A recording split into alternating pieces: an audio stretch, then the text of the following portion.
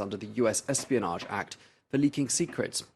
Well, it's the first time he's been seen in public since February, and supporters of the 49-year-old Australian gathered outside the Old Bailey. Well, for more, we can speak to France 24's Sanam Chantier from our International Affairs desk. Sanam, how can we expect events to unfold, do you think?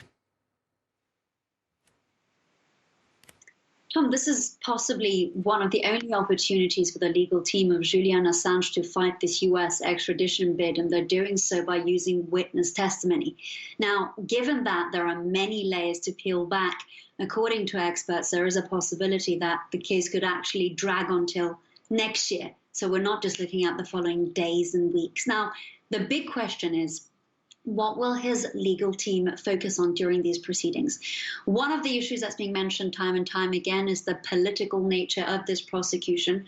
We also have the political views of Assange himself, on top of the risk of not being able to receive a fair trial in the United States if he is indeed extradited, and of course the risk of both cruel and inhuman treatment in the US prisons system, and of course the list goes on.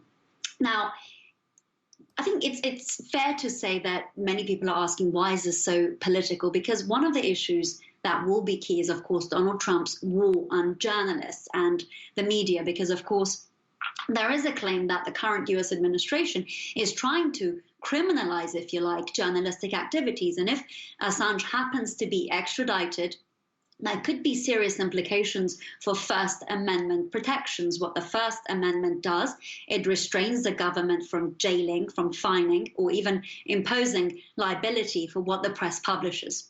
Then, as I mentioned, we have Assange's own political views. Now, his legal team will argue that the prosecution has actually been focusing on the fact that he is a leading proponent of transparency, freedom of speech. Of course, he's very publicly and openly anti-war, and other elements will come into play. It goes without saying, one of them being his both mental and physical health. And so we know that the world will be watching very closely. We've seen protesters, as you mentioned, gathered outside the Old Bailey today, among them really high-profile figures such as British fashion designer Vivienne Westwood. And there has been actually a great deal of hoo-ha already, given that rights group Amnesty International, which is almost always granted access to court proceedings across the globe, has not even been given remote access. So there you have it, some very colourful, polarising days coming ahead of us.